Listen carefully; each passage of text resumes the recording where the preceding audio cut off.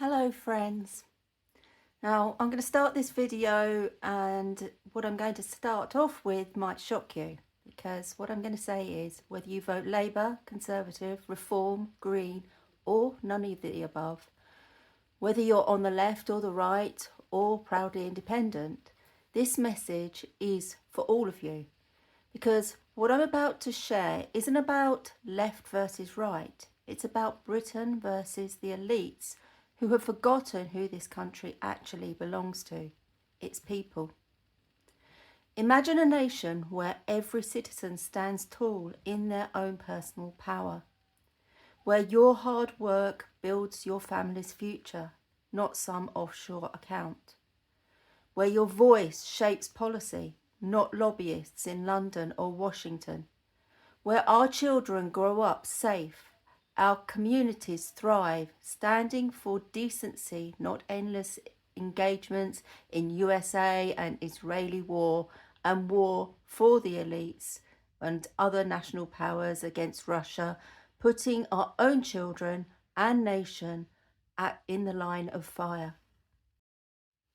This vision is true patriotism, and no one in modern British politics has embodied it more consistently than Jeremy Corbyn. Let's be clear from the start. True patriotism demands we put the people first. It means rejecting the idea that our alliances, however historic, should never come at the expense of our moral standing. The long-standing UK-US-Israel axis has for too long enabled politics that drain our resources and stain our conscience. Billions spent on conflicts abroad whilst waiting lists grow at home. Arms deals that fuel suffering whilst our own veterans sleep rough. This isn't against anyone, it's pro-people power. A people-focused government would direct that energy inwards, rebuilding the NHS and securing energy independence, investing in jobs and skills that could make the UK the envy of the world, and not the embarrassing lapdog visuals that Starmer appears to be comfortable with. Now you may ask why someone like me on the left would be talking about patriotism at all. Someone who is a staunch supporter of Jeremy Corbyn, who is sceptical of big governments or focused on borders and tradition, get behind this. Because real love for our country includes something bigger. A love for our world and our planet, which is where the Greens come in. Now, there's a reason why I'm not 100% staunch supporter of the Greens, and that's because the Greens are not socialists and they don't put the people first in regards to the situation where maybe a disabled person needs their vehicle.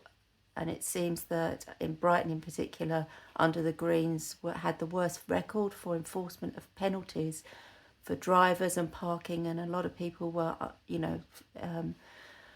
ended up with huge, massive bills and penalties.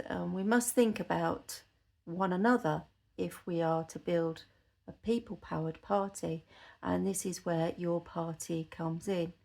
So once again, it isn't about protecting the powerful, it's about conserving what makes a nation of people great: safe streets, strong families, accountable leaders, and a nation of people standing in their own personal sovereignty. And that doesn't bend to globalist elites or endless wars.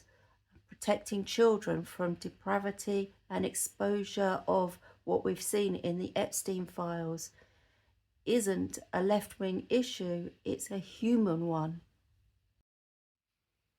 Every parent, every grandparent, every decent citizen, regardless of politics, should demand accountability when the ultra-wealthy shield networks of abuse. The Epstein files aren't conspiracy, they're court documents. They name associates, enablers, and those who parted whilst victims suffered. And they reveal something chilling. Certain elites openly feared Jeremy Corbyn becoming Prime Minister. In those files, Jeremy Corbyn's name was within those, but not because he was involved, but because powerful voices wrote that they did not want him to become Prime Minister and they would leave the country if he did. They knew a man of truth, honesty, love, decency and wisdom would shine a light where darkness had hidden for decades.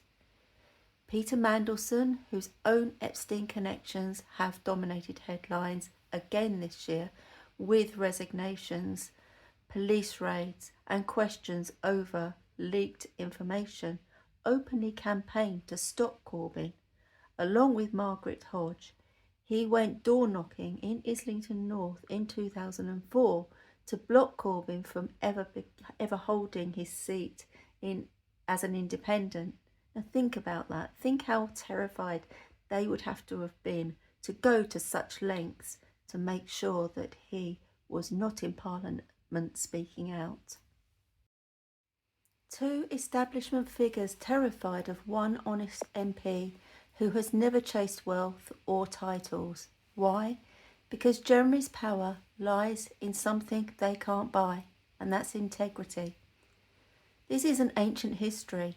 The continued tragedy in Gaza has only vindicated Jeremy's lifelong warnings about human rights, international law, and the cost of unchecked alliances. Tens of thousands of dead children suffering. This isn't partisan. It's a moral stain that demands a new approach, rooted in peace and justice, not perpetual conflict. A people-first government under principled leadership would prioritise diplomacy, ending the cycle that serves no ordinary British family. Some of you may feel disillusioned, and you've seen the infighting in emerging movements, and yes, there has been disappointing moments that have tied to Zara Sultana's input and public rows and accusations and boycotts at conferences.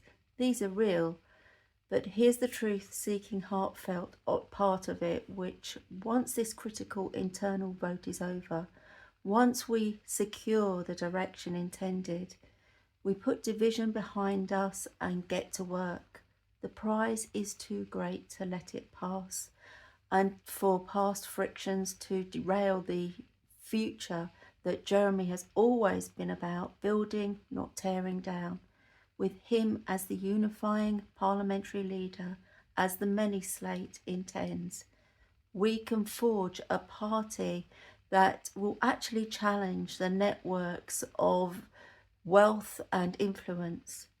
Those who grew so rich and powerful, they actually believed that they had the right to prey on ordinary children for their own sick gratification and perceived leverage.